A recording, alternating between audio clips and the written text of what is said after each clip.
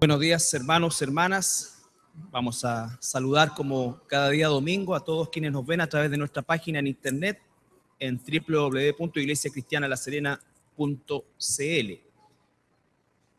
Bueno, el día de hoy vamos a continuar con esta serie que iniciamos hace 5 domingos atrás, que la titulamos El regreso de nuestro Señor Jesucristo. Entendiendo que el regreso de nuestro Señor Jesucristo constituye la bendita esperanza de la Iglesia, y este regreso del Señor Jesucristo está, por así decirlo, en dos fases. Una fase es la que Él vendrá por la Iglesia, lo que llamamos el rapto, y la otra fase es que Él vendrá con la Iglesia, ¿no es cierto?, a ejecutar los juicios sobre las naciones y dar inauguración e inicio también al periodo del milenio. Nosotros hemos recorrido ya 5 mensajes relacionados principalmente con lo que tiene que ver con la semana 70, es decir, de dónde es que salió estos 7 años de tribulación a los que hace alusión también la Escritura. Para eso, ¿no es cierto?, nos fuimos nosotros bastante atrás, sin llegar a tener un nivel de profundidad, por supuesto, óptimo, pero por lo menos dejar sembrada la palabra, ¿no es cierto?, para que nosotros sepamos exactamente que la doctrina del rapto es una doctrina bíblica. La doctrina del rapto no es una invención, ni es un acomodo de los últimos siglos. Es una esperanza que albergó la Iglesia desde sus inicios. Por lo tanto, nosotros no podemos, a la luz de nuevas, entre comillas, revelaciones, anular lo que ha sido la bendita esperanza de la Iglesia durante todos los siglos que ésta ha existido. Por eso es que nos fuimos hasta la nación de Israel, porque donde es que se producen los mayores errores de interpretación es cuando la Iglesia desecha lo que es el papel de Israel dentro de la historia bíblica y dentro del plan de Dios para la humanidad. Dijimos, ¿no es cierto?, que claramente Dios nos dice en el libro de Romanos, de hecho ocupa 3 capítulos el libro de Romanos para explicarnos a nosotros, a la Iglesia. La Iglesia, recuerden ustedes que es un paréntesis, por así decirlo, que está constituido por gentiles y judíos, es decir, ahí en la Iglesia no importa si uno es griego, en fin, no importa la nacionalidad, porque estamos todos bajo una misma economía del Espíritu Santo. Sin embargo, Dios no ha desechado a su pueblo Israel, al contrario, nos dice, ¿no es cierto?, que lo que fue desgajado volverá a ser injertado.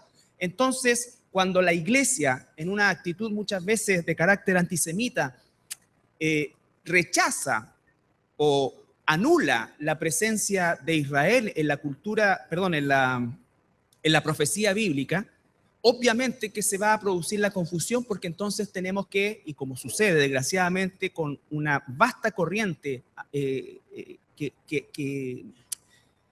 lo hace así, ¿no es cierto?, comienza a alegorizar todo lo que dice relación con Israel y aplicárselo forzosamente a la Iglesia, situación que es absolutamente imposible, absolutamente imposible. La palabra es muy clara, es muy precisa. Recuerden ustedes, la palabra, la Biblia, tiene una sola interpretación.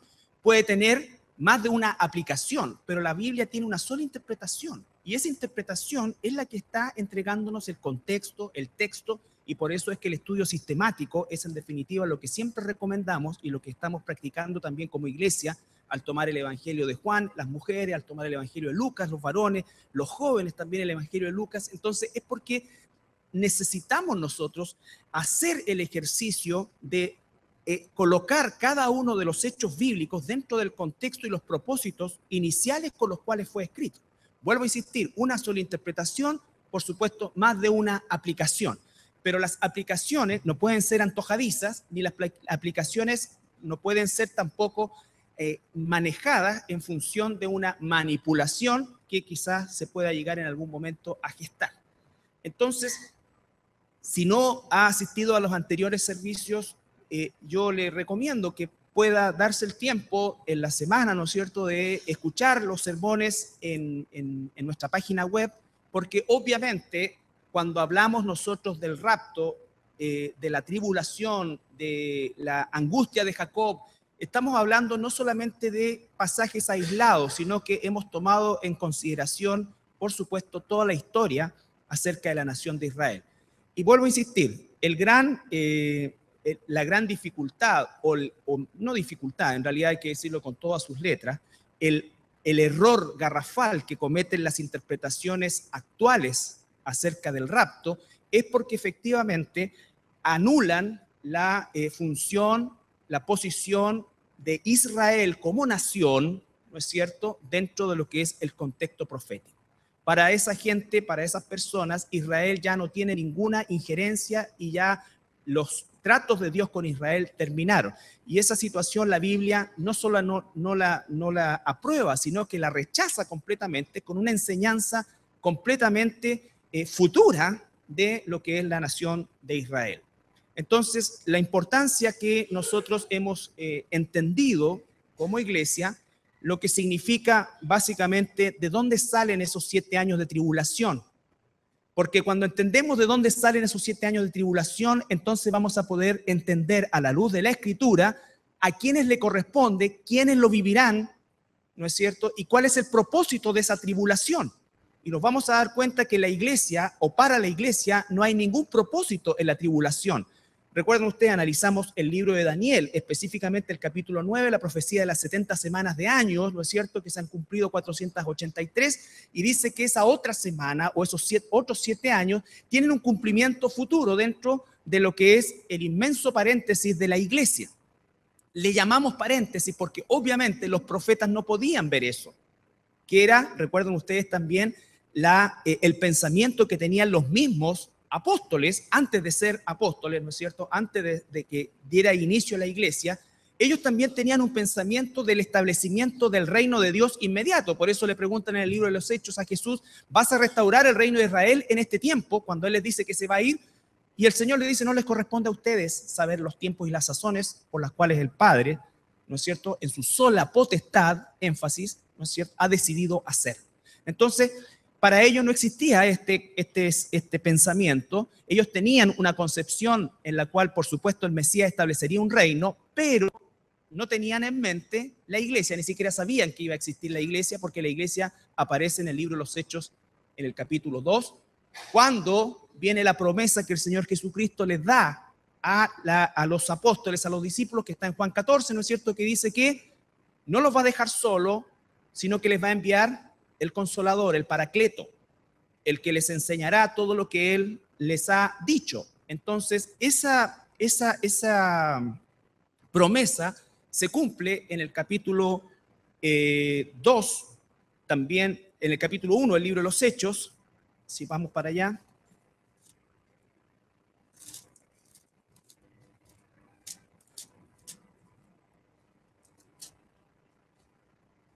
Capítulo 1 del libro de los Hechos, versículos 6, 7 y 8. Suelten esa guagua, oye, me están torturando. ¿Cómo tanto?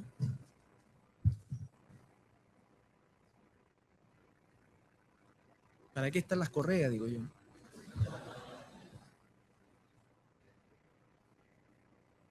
Bueno, aparte de afirmar el pantalón.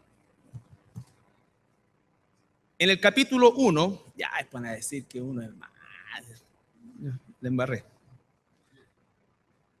Capítulo 1 del libro de los Hechos, versículos 6 al 8, dice: entonces los que se habían reunido le preguntaron diciendo, Señor, ¿restaurarás el reino de Israel en este tiempo? Recuerda la pregunta, ellos tenían en mente Mesías, reino, ya no tenían en mente la iglesia. Y les dijo, no os toca a vosotros saber los tiempos o las sazones que el Padre puso en su sola potestad. Un paréntesis aquí. Recuerden que el Señor Jesucristo jamás, a lo largo de todos sus discursos, entrega fechas. Por eso es que cualquier movimiento que se atreva a dar fechas, días, años o lo que sea con respecto a los planes de Dios para la humanidad, ya sea para Israel o para la iglesia, es anatema. Es anatema. Entonces, recuerden ustedes que los adventistas se iniciaron con Jorge Schmidt, ¿no es cierto? Y que dijo como en 3 fechas que iba a volver el Señor Jesucristo, y la gente que le seguía vendió todas sus cosas y finalmente nunca vino. De hecho, se le conoce dentro de la historia adventista como el gran fiasco. y después tenemos, ¿no es cierto?, todo lo que corresponde a los testigos de Jehová y todo eso, y todos aquellos locos que aparecen dando fechas o años están en la categoría de anatema, porque el Señor nunca, jamás, los discípulos varias veces, recuerden el capítulo 24 de Mateo, le dicen ¿qué cosa? ¿Cuándo sucederá esto? Y el Señor no les da respuesta. Aquí le preguntan, ¿vas a restaurar ahora? No les da respuesta. Y les vuelve a insistir, no les corresponde a ustedes saber la fecha.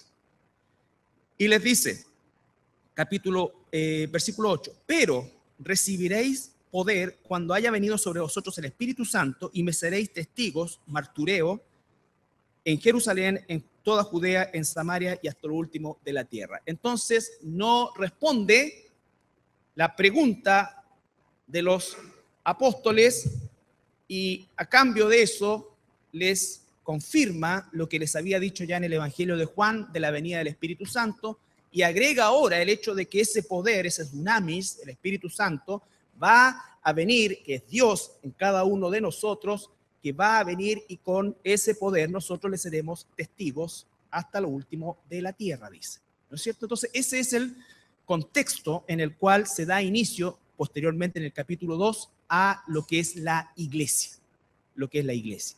Entonces, cuando nosotros hablamos del rapto de la iglesia, tenemos que saber de dónde salen los 7 años de tribulación, a quién le corresponde ese periodo de 70 semanas de años, a quién le corresponde la última semana, los últimos 7 años. ¿Recuerdan cómo se inicia esa profecía? 70 semanas están determinadas sobre tu pueblo y sobre tu santa ciudad, por lo tanto, con ese contexto inmediatamente queda fuera todo lo demás. Todo lo demás. Eso no es alegórico, eso es textual.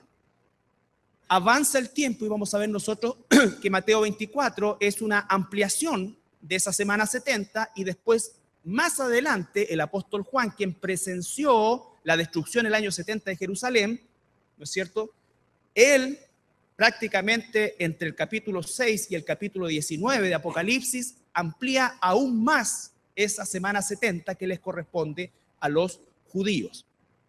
Entonces, el día de hoy solamente vamos a comenzar enseñando que el rapto es una palabra bíblica y es una doctrina bíblica. La palabra doctrina significa enseñanza, didaskae, enseñanza. Entonces, cuando la gente dice, mira, no hablemos de doctrina, está rechazando la enseñanza de Dios y por eso es que existe tanta confusión, tanta apostasía, tanto equivocación, tanta interpretación antojadiza, porque se viola el principio principal, que es Dios que nos enseña de manera textual. Nosotros tenemos que hacer una interpretación que siempre es única. Aquí cuando vamos a hablar del rapto, entonces van a aparecer 3 posiciones, van a ver ustedes, antes del rapto, a la mitad del rapto, junto con la segunda venida. ¿Cómo es que surgen esas 3 posiciones? No deben existir porque hay una sola posición. Y esa posición es antes de la tribulación, porque si no es antes de la tribulación, no hay justificación para la semana 70.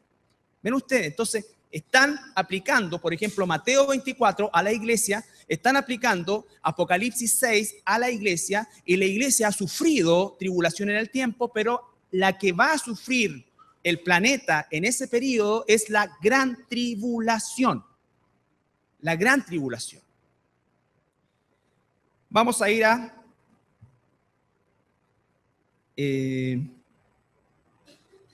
Hechos, capítulo 8, versículo 30. Perdón, Mateo primero. La palabra primero para rapto es la palabra harpazo. Mateo, capítulo 11, y vamos a examinar algunos usos de la palabra.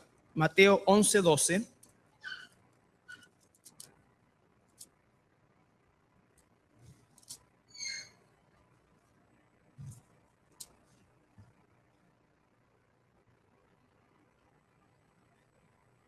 Para que nosotros veamos que la palabra está en la Escritura y significa siempre lo mismo. Mateo 11, 12. Desde los días de Juan el Bautista hasta ahora, el reino de los cielos sufre violencia y los violentos lo arrebatan. La palabra ahí es harpazo. Harpazo. La palabra harpazo significa arrebatar algo de manera abrupta. Algo de manera abrupta. Vale decir que lo que es arrebatado se encuentra con la sorpresa de que es arrebatado. Básicamente está tomado de un animal de rapiña que toma una presa, ¿no es cierto? Entonces es algo introspectivo, es algo que no tiene anuncios, por así decirlo, ocurre. Vamos a Mateo ahí mismo en el capítulo 13, versículo 9. 19, perdón. Mateo 13, versículo 19. Explicando la parábola del sembrador, el Señor Jesucristo dice: cuando alguno oye la palabra del reino y no la entiende, viene el malo y arrebata, ahí está la palabra, lo que fue sembrado en su corazón. Este es el que fue sembrado junto al camino. Es decir, Satanás arrebata, saca la semilla. Entonces, para que nosotros entendamos que la palabra rapto, porque algunos dicen, oye, si la palabra ni siquiera aparece en la Escritura, o la Biblia no enseña acerca del rapto. No, señor, sí lo enseña, y lo enseña más ampliamente que muchas otras doctrinas que son básicas para el cristianismo. Entonces, usa la palabra harpazo, que es sacar, ¿no es cierto?, abruptamente algo. No se pide permiso para sacarlo. ¿Ya?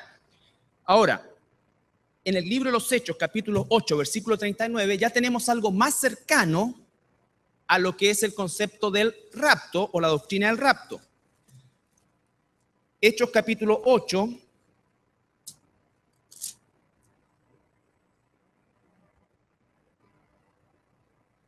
versículo 39. Recuerden que esta es la historia de Felipe y el etíope. 8:39. Después que Felipe bautiza a este hombre, dice: cuando subieron del agua, el Espíritu del Señor arrebató a Felipe y el eunuco no le vio más y siguió gozoso su camino. Fíjense que lo saca de ahí y Felipe aparece en una ciudad que se llama Azoto, que está aproximadamente a 100 kilómetros de donde supuestamente fue el lugar que fue bautizado este hombre. Entonces, la palabra harpazo, arrebatamiento, existe en la Escritura. Y en este caso es que Dios toma a Felipe. Recuerden ustedes que Felipe se encontraba predicando el Evangelio y había un gran avivamiento donde estaba Felipe predicando, pero el Espíritu Santo viene y lo lleva al camino para que le predique el Evangelio a este hombre, ¿no es cierto?, que venía del templo. Y después que lo hizo, lo saca y lo lleva a Azoto. Capítulo 23 de Hechos.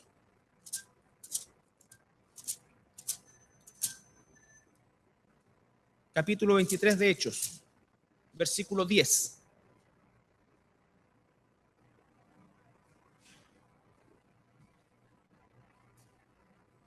Pablo ante el concilio.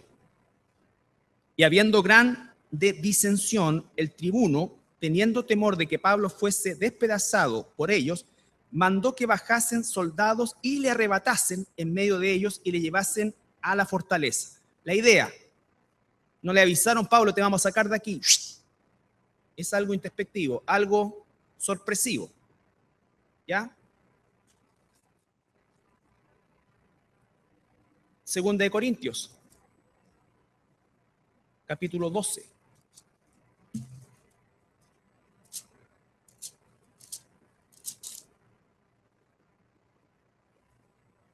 Capítulo 12, versículo 1 al 4.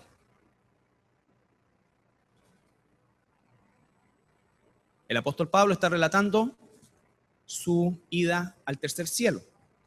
Ciertamente no me conviene gloriarme, pero vendré a las visiones y a las revelaciones del Señor. Según de Corintios. Conozco a un hombre en Cristo que hace 14 años, si en el cuerpo no lo sé, si fuera del cuerpo no lo sé, Dios lo sabe. Fue arrebatado hasta el tercer cielo. Otra vez palabra ahí, arrebatado. Que fue arrebatado, y conozco a tal hombre, si en el cuerpo fuera del cuerpo, no lo sé, Dios lo sabe, que fue arrebatado al paraíso donde oyó palabras inefables que no les es dado al hombre expresar. Entonces Pablo fue arrebatado. La palabra ahí es harpazo.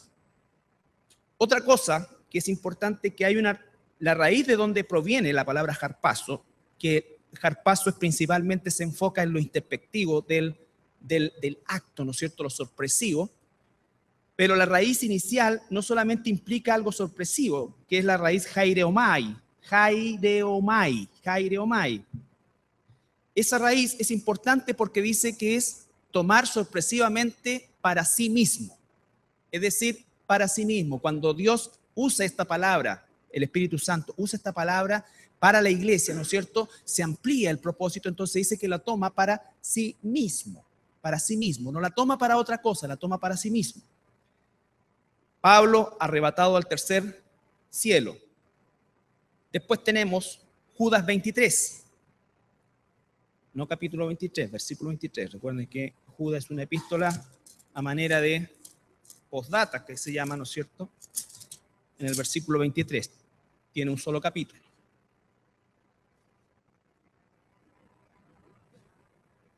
Está hablando de nuestra función como evangelistas. Versículo 22. Desde el 21. Judas 21 al 23. Está hablando de nuestra función como evangelistas. Conservados en el temor de Dios, esperando la misericordia de nuestro Señor Jesucristo para vida eterna. ¿Qué estamos esperando nosotros? La misericordia de Dios, ¿no es cierto?, de nuestro Señor Jesucristo para vida eterna. No estamos esperando la tribulación, estamos esperando esa misericordia. Está hablando a gente que es salvada. A algunos que dudan, convencerlos. A otros salvad, arrebatándolos del fuego, y a otros tened misericordia con temor, aborreciendo aún la ropa contaminada por su carne. Arrebatándolos, ¿no es cierto? Es decir, sacándolos de ahí. Apocalipsis 12:5. Esto es para que no digan que la palabra no está.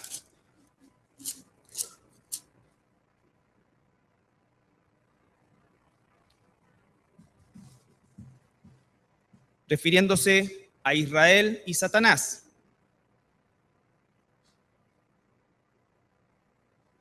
Apocalipsis 12:5. Y ella dio a luz un hijo varón que regirá con vara de hierro a todas las naciones. Y su hijo fue arrebatado para Dios y para su trono. Otra vez la palabra ahí, harpazo. Arrebatado para Dios y para su trono. Entonces la palabra arrebatar es una palabra bíblica. Existen varios sinónimos que se traducen también, ¿no es cierto?, como arrebatar. Pero estas son las palabras textuales, o algunas de ellas, dentro del contexto del Nuevo Testamento. Porque la palabra también la encontramos nosotros en el Antiguo Testamento. Ahora bien, la enseñanza del rapto deriva principalmente de 1 Tesalonicenses, capítulo 4, versículo 13 al 18. Entonces, lo primero que tenemos que nosotros reconocer es que la palabra está en la Escritura y que la palabra significa exactamente lo que significa. 1 Tesalonicenses, capítulo 4, versículo 13 al 18. Ahí está entonces la principal enseñanza del arrebatamiento. Hay muchas más que son complementarias, pero vamos a partir con esta el día de hoy. No las vamos a ver todas, por supuesto, solamente hoy queremos dejar en claro que a la luz de la Escritura la palabra existe y la doctrina, vale decir la enseñanza, también existe. Recuerden, tienen que incorporar todo lo que hemos visto los 5 domingos anteriores, porque cuando no se incorpora todo lo que vimos los 5 domingos anteriores y lo que hemos visto a lo largo también de todo el tiempo, vamos a cometer el error de interpretar esto aislado de lo otro, y no puede ser así. Tampoco queremos, hermanos, que ignoréis acerca de los que duermen. Aquí el apóstol Pablo va a consolar a esta iglesia de Tesalónica que había escuchado que el Señor venía, que el Señor volvía, ¿no es cierto? Y ellos no sabían exactamente qué había pasado con los otros hermanos que ya habían muerto, que eran muchos, ¿no es cierto? Y qué iba a pasar con ellos. También había ocurrido, de alguna manera se había filtrado la idea de que el Señor Jesús ya había vuelto. Entonces, el apóstol Pablo usa esta carta y específicamente esta porción en el capítulo 5 para consolar y además clarificar a los hermanos de Tesalónica la situación en relación a la venida de nuestro Señor Jesucristo. Tampoco queremos, hermanos, que ignoréis acerca de los que duermen. Usa la palabra dormir para lo que es el cuerpo, ¿no es cierto? Porque el alma y el espíritu, ¿no es cierto?, dice que ausentes del cuerpo vamos a ir directamente presente al Señor. Lo que estamos esperando es, en ese caso, la resurrección. Cuando se habla de resurrección, siempre es el cuerpo que vuelve a unirse con el espíritu. Porque si creemos, los que duermen, para que no se entristezcan como los otros que no tienen esperanza. Porque si creemos que Jesús murió y resucitó, así también traerá Dios con él, con Jesús, a los que durmieron en él.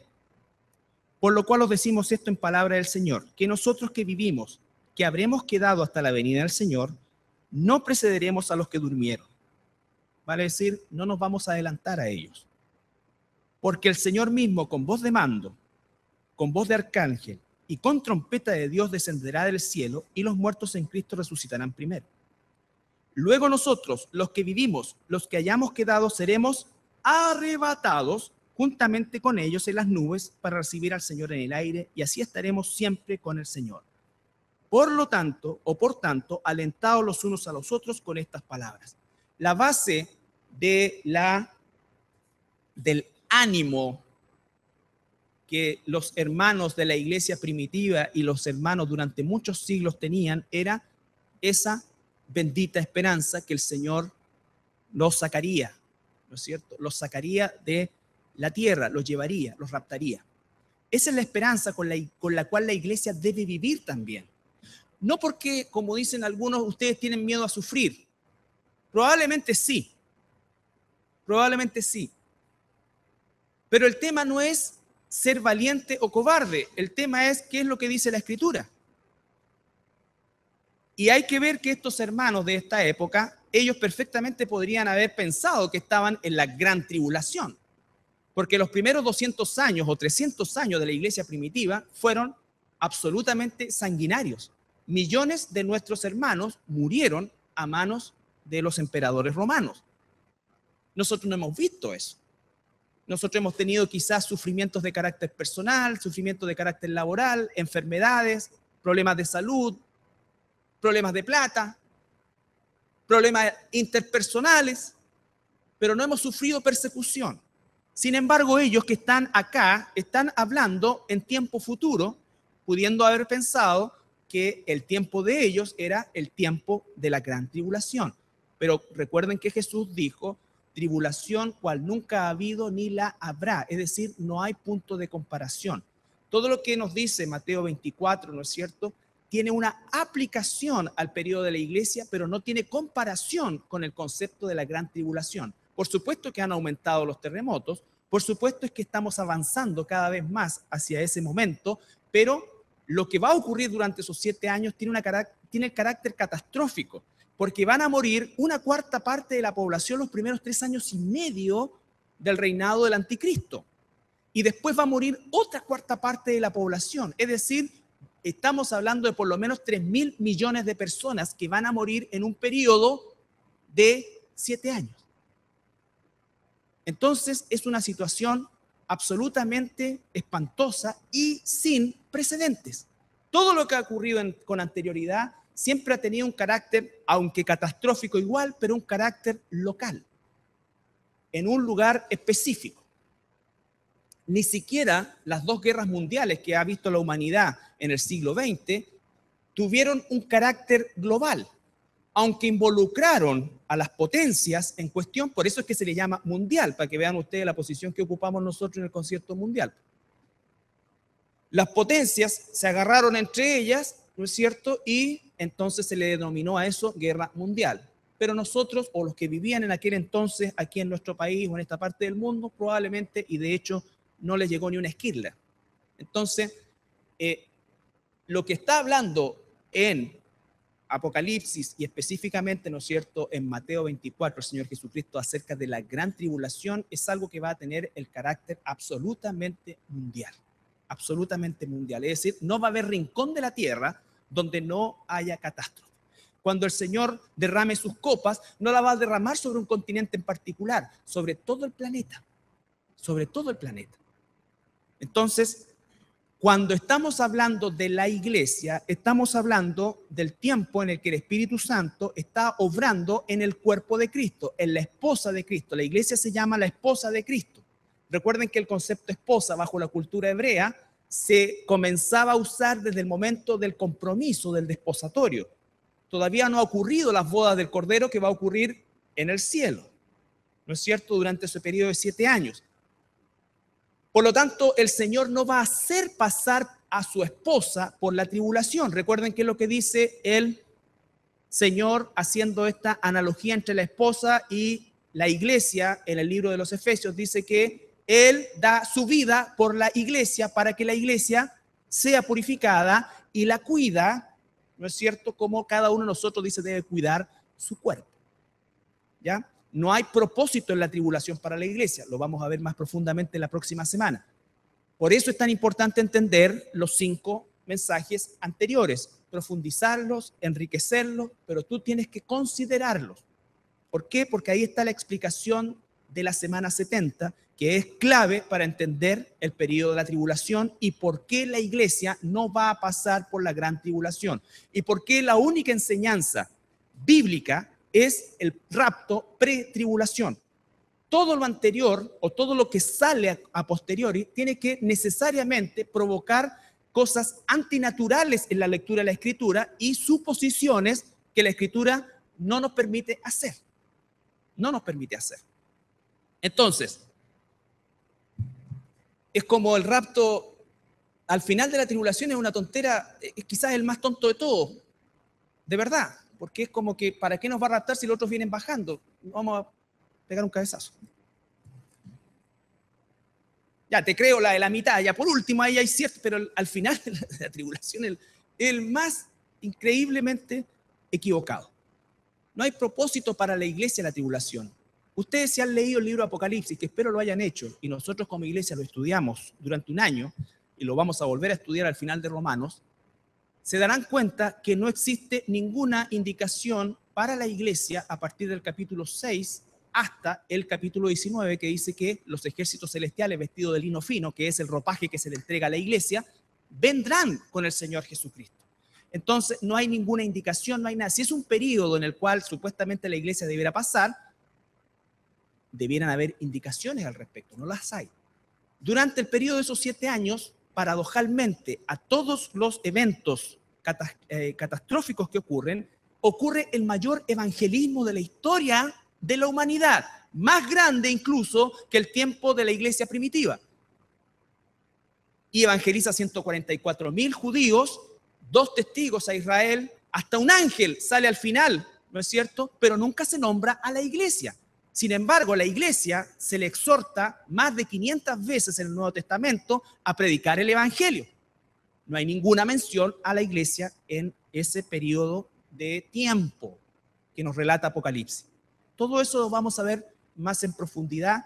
Lo que quiero que esta mañana quede claro para nosotros es que a la luz de la Escritura, el concepto de rapto, de arrebatamiento, es bíblico la palabra y es bíblica la doctrina. Es bíblica la doctrina.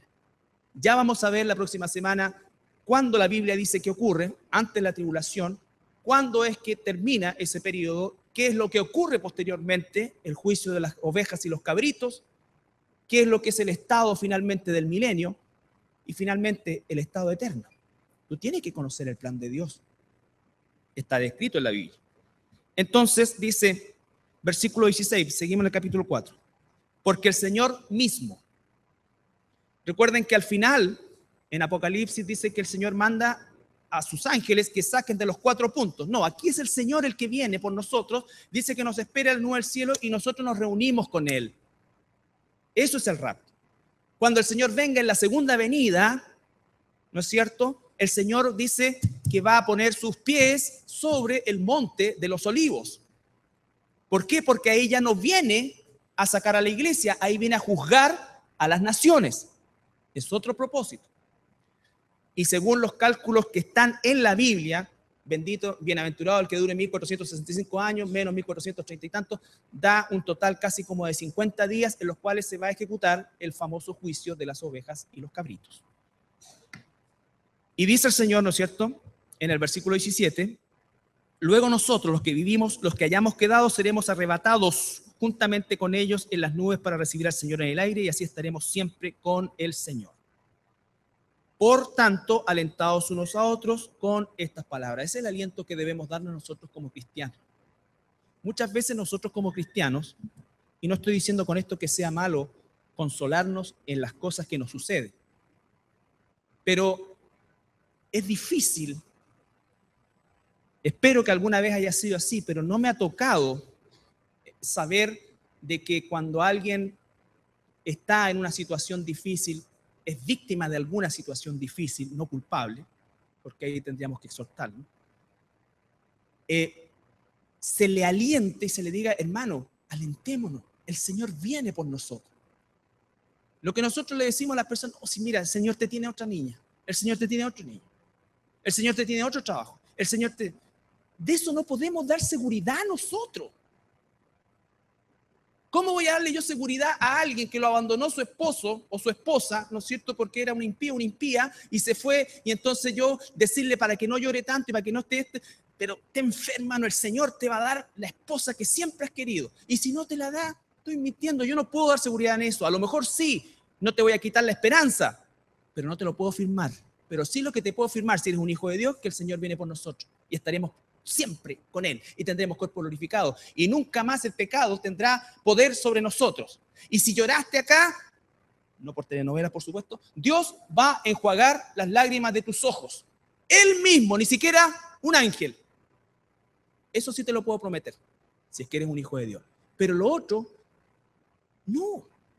No puedo prometerte que si perdiste el trabajo por una injusticia, porque te pillaron, ¿no es cierto?, leyendo la Biblia o no sé, siempre que no sea en horario de trabajo, por supuesto, porque cuando hay que trabajar, hay que trabajar. Yo les contaba de una persona que llegaba tarde todos los días a la oficina, yo era el supervisor, y me decía, ahora que me quedo orando. Entonces, esa era como la licencia para decir, tengo derecho a llegar tarde. No, si tú entras a las 8, a las 8. Si quieres más tiempo para orar, levántate a las 5. Pero tienes que llegar a la hora. Eso es testimonio. Menos meter al Señor en esto. Menos meter al Señor en esto. Entonces, la esperanza de la iglesia. Ahora, esto no es solamente una enseñanza neotestamentaria, aunque obviamente en detalle lo es. Pero ya el Antiguo Testamento nos entregaba imágenes de arrebatamientos. Y ustedes seguramente ya lo saben, pero cuando vamos a Génesis capítulo 21,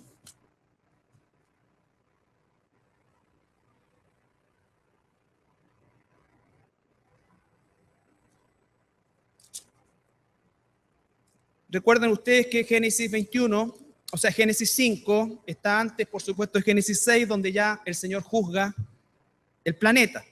Pero antes de ese juicio dice, versículo 21 al 23, al 24, perdón. Génesis 5, 21 al 24.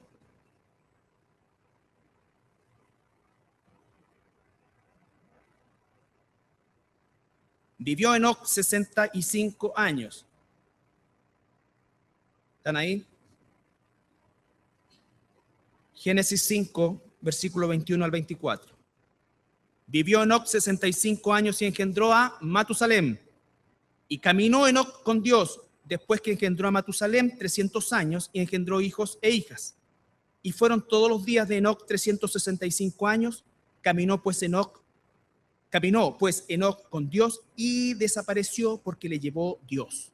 Y desapareció porque le llevó Dios. La palabra que se traduce ahí, desaparición, es ayin, A-Y-I-N, con acento en la A, en el hebreo, o sea, es como se pronuncia, ayin, que significa ¿dónde está? Es decir, la gente de su tiempo se preguntaba, ¿dónde está Enoc? Desapareció. Y digamos que desapareció bastante joven para lo que vivía en ese tiempo, 300 y tantos años, era un lolo. Porque el grueso vivía entre 700, 800, 900. Se lo llevó. Ahora, ¿qué fue lo que hacía principalmente Enoc? Eso nos entrega el libro de Judas, Nuevo Testamento, saltamos chorrocientos siglos para adelante. Judas, los versículos 14, 15 y 16.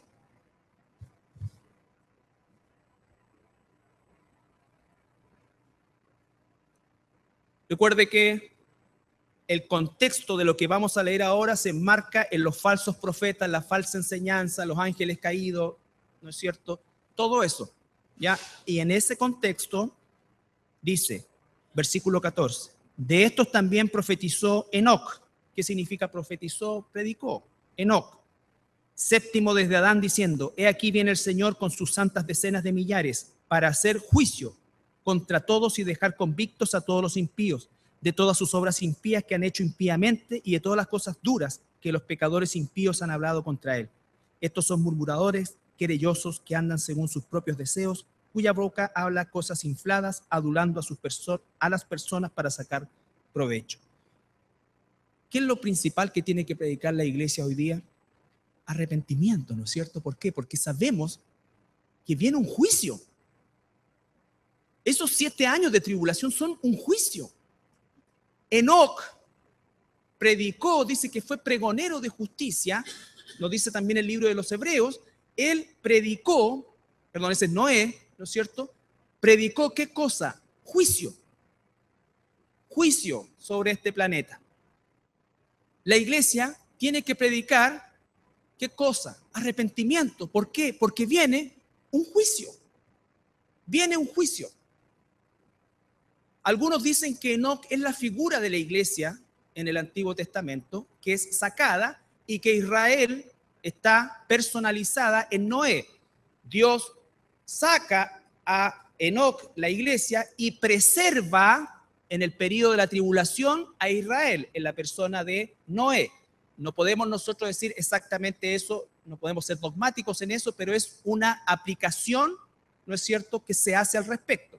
Por supuesto que no hay más antecedentes, ni es una doctrina, pero sí tiene una lógica dentro del mismo contexto que nosotros estamos viendo. ¿Por qué? Porque de Noé, sus 3 hijos, la tierra se vuelve a ¿qué? A repoblar, Sem, Cam y Jafet. Y a través de Sem nosotros tenemos la línea mesiánica.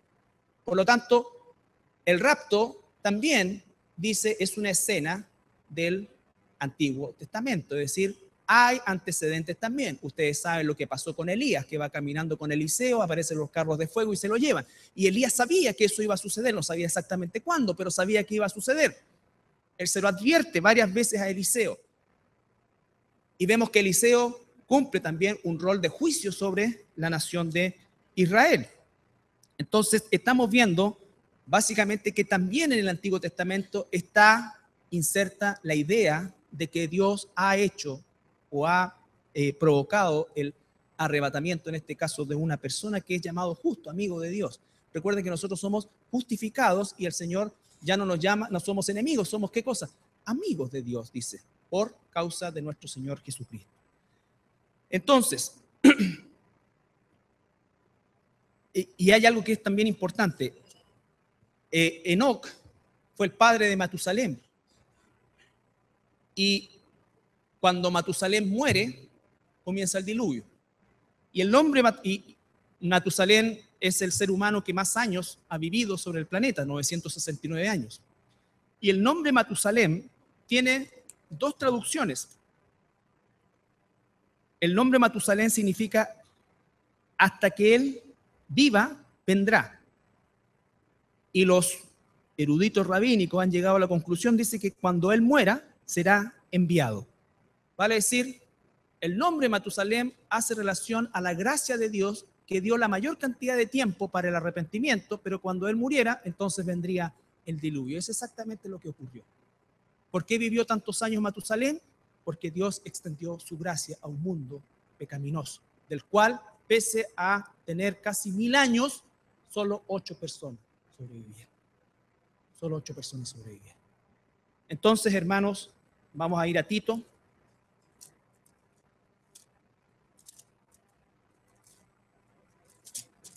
Capítulo 2,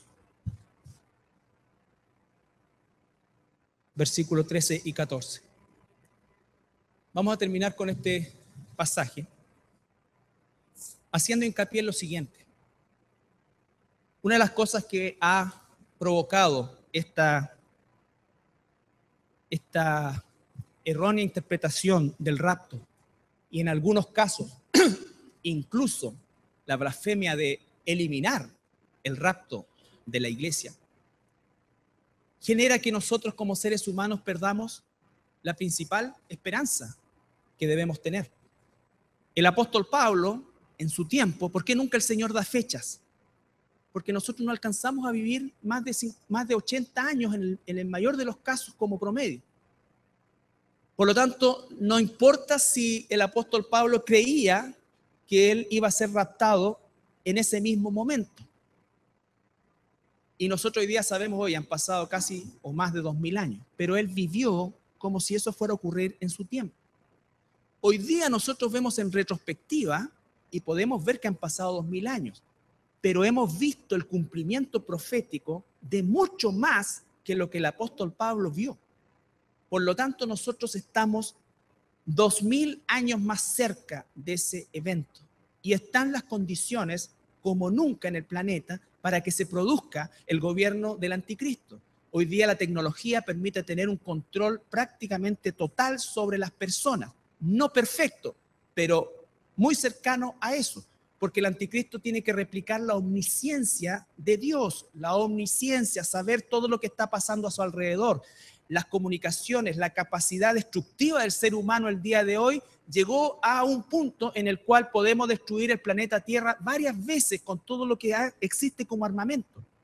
Entonces, las condiciones hoy día, ¿no es cierto?, son mucho más cercanas, infinitamente más cercanas a ese momento que cuando fue escrito esto. Y esta es la esperanza con la cual vivió toda la iglesia durante todos estos 2000 años. Y para que vean lo satánico que es el sistema de pensamiento que elimina el rapto o que hace pensar otra cosa en relación al rapto, la generación más cerca del rapto es la que menos cree en él. Es la que menos cree en él. Es la que inventa miles de cosas. ¿Sabes por qué? Porque ninguno de nosotros, tenemos que ser honestos, nos alentamos con las palabras de Dios en relación a lo que viene. Porque estamos de alguna manera, ¿cuántos de ustedes piensan en el cielo? ¿Cuántos de nosotros pensamos en el cielo, en la vida eterna? No tenemos tiempo para eso porque estamos tan ocupados en nuestros planes y proyectos y eso se puede terminar hoy. Y esto no es para que dejes de estudiar, ya lo he dicho hasta el cansancio y por favor, pero tu meta de existencia no es tu título, no es tu familia, no es nada que tenga que ver con esto, porque en el cielo es otra cosa. Y lo que estamos esperando es lo que dice esta palabra en capítulo 2 de Tito, enseñándonos. Esto es lo que tiene que hacer la iglesia, esto es lo que tú tienes que hacer. No tienes que renunciar a tus estudios, no tienes que renunciar a tu trabajo, lo que tienes que hacer es renunciar a la impiedad, a los deseos mundanos, a eso. No se trata de dejar de estudiar, no se trata de dejar de trabajar, no se trata de abandonar la familia, se trata de renunciar a la impiedad. ¿Tú sabes si eres un hombre o una mujer impía? ¿Cómo son tus pensamientos? ¿Cómo es tu trato? ¿Cómo es tu vida sexual? ¿Cómo es tu vida social? ¿Cómo es tu vida en general, laboral? ¿Eres un hombre, una mujer honesta? ¿Te mantienes en pureza? A eso hay que renunciar. A los deseos mundanos. ¿Cuál es el deseo mundano? Éxito, éxito, éxito, éxito, éxito, éxito, éxito. ¿De qué le vale al hombre ganar todo si al final pierde su alma? Su alma. ¿Tú sabes lo que significa eso? Yo no lo sé en plenitud, pero lo que sé es que es horrible. Porque así como no sé exactamente cómo es lo maravilloso del cielo, así tampoco sé lo horrendo que es el infierno. Pero sé que es horrendo. Y sé que es horrendo, porque el Señor me lo dice. ¿Y sabes qué? Es eterno. Tú puedes patalear toda tu vida y decir, pero pucha, yo fui impío 50 años y me condenan eternamente. Sí, porque al que ofendiste es eterno. Y el castigo va en relación a quien tú has ofendido. Hasta en el mundo tenemos pena, ¿no es cierto? Se catalogan algunas cosas hasta perpetuas. ¿Qué pasa entonces? ¿Qué condena merece aquel que ofendió a Dios? Eterno también. Porque el ofendido es eterno. Entonces esto no es juego, hermano. Yo le ruego a Dios cada domingo que nos volvamos a encontrar el otro domingo, o el miércoles, o la semana, pero sobre todas las cosas, porque el Señor puede venir hoy sí, en cualquier momento. No hay señales para el rapto de la iglesia, desde el punto de vista que no tiene que pasar nada en especial. Nosotros estamos más cerca del rapto. Pero lo que tenemos que hacer es renunciar a la impiedad, a los deseos mundanos. Vivamos en este siglo, vale decir, en esta época. ¿Cómo? Sobria, justa y piadosamente. ¿Estás viviendo tú así? Si no estás viviendo así, entonces tienes que empezar a hacerlo como un hijo de Dios. Y si no eres un hijo o una hija de Dios, Dios te está hoy día llamando al arrepentimiento. La elección, la soberanía de Dios no tiene nada que ver con el evangelismo y no tiene nada que ver con la responsabilidad nuestra. Tú tienes que hacer lo que Dios pide que hagamos, arrepentirnos. Tú tenemos que llamar a la gente al arrepentimiento. El Señor es justo, en el cielo van a estar los que tienen que estar y en el infierno van a estar los que tienen que estar. Pero la bendita esperanza nuestra es la posibilidad de predicar el Evangelio de Jesucristo y llamar al arrepentimiento una y otra vez, y sobre todo exhortar a los que nos llamamos y somos hijos de Dios a vivir de esta manera, hoy más que nunca. Hoy día el cristianismo que se vive es un cristianismo que no es cristianismo, es una cosa laxa. En todas partes, porque queremos igualarnos al mundo, queremos hacer las cosas que el mundo, y por supuesto que esas cosas entretienen la carne, pero nosotros tenemos que buscar las cosas espirituales. Es un ejercicio, no es algo que va a venir como un flechazo, pero si tú no lo haces como hijo de Dios, te vas a dejar llevar por la carne. Y fíjense que en el Nuevo Testamento hay hasta escenas en las cuales el Señor prefiere quitarles la vida a hijos e hijas que no hacían caso. No hacían caso. Entonces, aguardando, versículo 13. ¿Qué estamos aguardando nosotros? ¿La tribulación? No, la esperanza bienaventurada y la manifestación gloriosa de nuestro gran Dios y Salvador Jesucristo. Eso es lo que estamos esperando, la manifestación de Jesucristo a través del rapto. No estamos esperando al anticristo, estamos esperando a Cristo. El mundo va a pasar esos 7 años bajo el gobierno del anticristo, pero la iglesia está esperando la bendita esperanza que se llama, que es que el Señor venga por nosotros. Y ahí comenzará otra etapa, que también vamos a analizarlo un poco, qué es lo que sucede durante ese periodo de tiempo, por si no te arrepientes ahora. Pero es serio, hermano, es serio. Esto no se trata de infundir miedo, no. Para los cristianos esto es la bendita esperanza. Para los que se quedan, por supuesto que no solamente deben tener miedo, sino que deben tener terror. Terror. Y el Señor está siendo misericordioso y entregando y extendiendo su misericordia. Recuerda lo que dice la carta de Pedro, segunda de Pedro, que muchos van a llegar incluso, y ese muchos está dentro del contexto de lo que se llama iglesia. Burladores que van a decir, oye, ya han pasado tanto tiempo y el Señor no ha vuelto. Entonces eso hace pensar, sí, en realidad capaz que ni pase esta vez. ¿No? Y esa es la generación que vivimos hoy día, una generación acomodada al tiempo. Estamos todos aquí acomodados a los tiempos, llenos de planes, de propósitos, de objetivos, y mi vida, y mi vida, y mi vida.